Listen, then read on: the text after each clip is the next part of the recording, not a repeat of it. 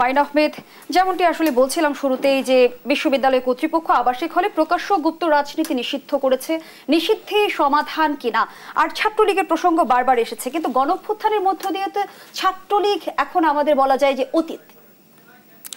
আচ্ছা, বিশ্ববিদ্যালয় প্রশাসন ছাত্র রাজনীতি নিষিদ্ধ করেছে, এখানে প্রথম প্রশ্নই আসে যে বিশ্ববিদ্যালয় প্রশাসন কিংবা কোনো ধরনের অথরিটি কি মানে সামাজিক পরিসরে বা জনপরিসরে রাজনীতির মতো অধিকার, সংগঠনের অধিকার যেটা, সেই অধিকার মানে হরণ করতে পারে কিনা। কারণ ছাত্র রাজনীতি বা যে কোনো ধরনের রাজনৈতিক সংগঠন করার অধিকার, সংগঠিত হওয়ার অধিকার শুধুমাত্র কনস্টিটিউশনাল রাইট এমন না, এটা ইউনিভার্সালি একটা ডেমোক্রেটিক ভ্যালু। এখন বিষয়টা কেমন, ধরেন কোনো একটা জায়গায় আপনি যদি অধিকারের কথা বলেন, যেগুলো চয়েস, নাগরিকের অধিকার, যে সে সেটা করার স্বাধীনতাও রাখে আবার না করার স্বাধীনতাও রাখে, এই জিনিসগুলোর ক্ষেত্রে তো ইভেন মানে সংখ্যাধিক্যের মতামত ম্যাটার করে না, কারণ এটা তো একটা ব্যক্তির চয়েস। ধরেন একটা সোসাইটিতে যদি 50 জন মানুষ থাকে, সেখানে 70 জন মানুষ সেখানে নাস্তিক, হ্যাঁ, 30 জন সেখানে ধর্ম পালন করে, বা ধরেন 90 জনই নাস্তিক। এখন সেই 90 জন যদি ডিসাইড করে যে আমরা বাকি কাউকে ধর্ম পালন করতে দিব না, সেটা তো হবে না। কারণ ধর্ম চর্চা স্বাধীনতা মানে কি, যে যতটুকু চর্চা করতে চায় চর্চা করবে, তারা চর্চা করতে চায় না করবে না। সংগঠনের স্বাধীনতা বিষয়টা ওরকমই। এখন এখানে প্রশ্ন আসতেছে যে মানে ছাত্র আন্দোলন আসলে কেমন ছিল, ছাত্র রাজনীতির বাজে কালচার। তাহলে ছাত্র রাজনীতি একটা বিষয়, যেটা হচ্ছে সমস্যা না, যেটা গণতান্ত্রিক অধিকার। আর অন্যান্য যে বিষয়গুলো, সন্ত্রাস, দখলদারিত্ব, জোরপূর্বক রিক্রুটমেন্ট, এগুলা প্রত্যেকটা আলাদা ডিফাইন্ড টার্মিনোলজি, আলাদা ডিফাইন্ড প্রবলেম। তার মানে এই দুইটাকে কনফ্লেট করার সুযোগ নাই।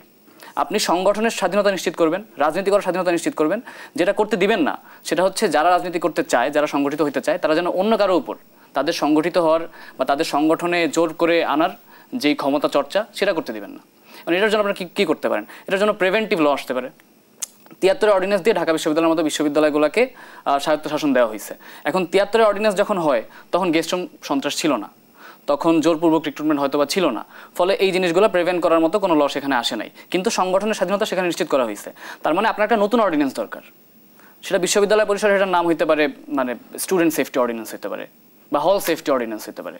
এই অর্ডিন্যান্সের মাধ্যমে আপনি একই সাথে প্রত্যেকটা স্টুডেন্টের সংগঠিত হওয়ার স্বাধীনতা যেমন নিশ্চিত করবেন, একই সাথে অন্য কেউ যেন তাদের উপরে কোনো কিছু জোর করে চাপিয়ে দিতে না পারে বা তাদের কোনো অধিকার হরণ করতে না পারে, তাদের সেফটি যেন নিশ্চিত হয়, সেই অর্ডিন্যান্সের মাধ্যমে সেটা নিশ্চিত করবেন।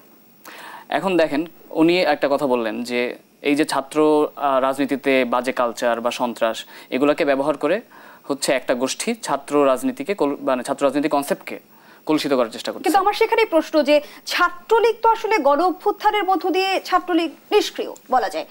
এখন ছাত্রলীগের সেই কালচার বা সেই অপসংস্কৃতি কি কেউ বহন করে নিয়ে যাচ্ছে সামনের দিকে? এখন অবধি তো আমাদের ক্যাম্পাসে জোরপূর্বক রাজনীতির যে বিষয় বা গেস্ট রুম সন্ত্রাস, ভায়োলেন্স, এগুলো হয় নাই। যেটা আছে সেটা হচ্ছে যেটা মানে আমাদের দেখতে পেয়েছি যে বিভিন্ন ফরম্যাটে হলগুলোকে ছাত্র শিবির এক প্রকার সফট দখলদারিত্ব করার চেষ্টা করছে। আমি যেটা বলার চেষ্টা করছিলাম যে ছাত্র রাজনীতির মাধ্যমে ক্যাম্পাসে যে সন্ত্রাস চর্চা হয়েছে, সেই সন্ত্রাস চর্চাকে কেন্দ্র করে ছাত্রদেরকে ছাত্র রাজনীতির মুখোমুখি কারা করলো? উনি কথাটা বলেছেন না যে ব্যবহার করা হয়েছে। ব্যবহার তো করেছে ছাত্র শিবিরের লোকজনই বা বাকশাসের লোকজন। কিভাবে ব্যবহার করেছে? আমি এখানে একটু শেষ করে নেই। আপনি খেয়াল করে দেখেন যে ঢাকা বিশ্ববিদ্যালয় ওনাদের যে ছাত্র আন্দোলন বিষয়ক সম্পাদক, ওনাকে ছাত্র রাজনীতি নিষিদ্ধের যে আন্দোলন, সেখানে সামনের সারিতে দেখা গেছে। তাহলে উনি কি আসলে ছাত্র আন্দোলন বিষয়ক সম্পাদক নাকি ছাত্র রাজনীতি নিষিদ্ধ বিষয়ক সম্পাদক?